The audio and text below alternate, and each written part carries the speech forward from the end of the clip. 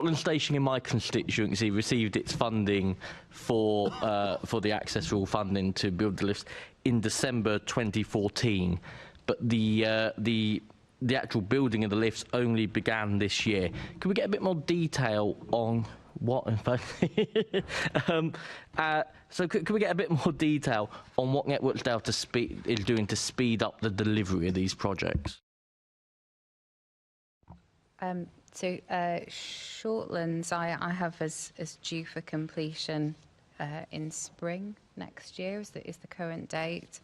In terms of what we're doing to speed up the delivery as a business, one of the things that I'm responsible for with the Portfolio Sponsorship Office is what we call better value footbridges. It's not just focused on cost. So we're also looking at, as I said earlier, how do we go out and deliver these schemes much quicker? A big element of that is the standardisation that I refer to. It's also about, through that design and development process, how do we benchmark ourselves? Now, what that means is how do we look at other similar schemes that have been completed to ensure that our programmes are robust, that our costs are robust in terms of going and undertaking that delivery. So we have the better value footbridges work stream, which is part of that, but we also, just in terms of implementing that Portfolio Sponsorship Office, was a recognition by the business that this delivery hasn't gone as well as it should have done for our passengers, and we continue to make that commitment as to how do we go and deliver better and faster for passengers. Thank you for that answer. I live in the Beckingham and Penge constituency, which, as a parliamentary constituency, has the most train stations of any in London, if not the UK. But the majority of these stations just aren't accessible to the majority. Yet in the last 10 years, Shortlands is the only station that's received funding, and I know that South Eastern's recent bid, or Network Rail's recent, in the most recent bid, that no stations across all of Bromley were successfully in funding. We have stations like Kent House, where a lot of trains are terminated and turned around sent the other way, and we get people stranded there. So this is a station.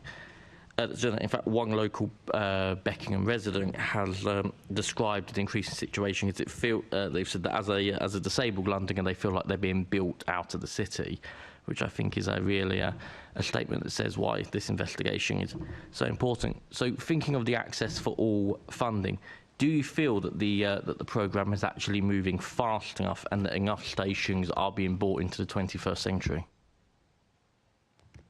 Our recognition of the performance through the last change control period would say we recognise we're not delivering fast enough, and we've not delivered on the commitments that we made. But we continue to be committed to improving that.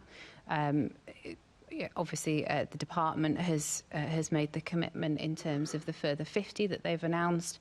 I recognise the disappointment that doesn't bring in funding for your stations. We also, although Access for All is the portfolio that I'm responsible for, there are other funding opportunities and other parts of the business where we go and we make accessibility improvements to the infrastructure as well. So it's not just about Access for All. My focus within the business is about how do we make the Access for All portfolio as efficient as possible so that we're able to go and utilise the funding that's made available to us. It has to be our mission to go and deliver as much as we can in terms of making the infrastructure accessible.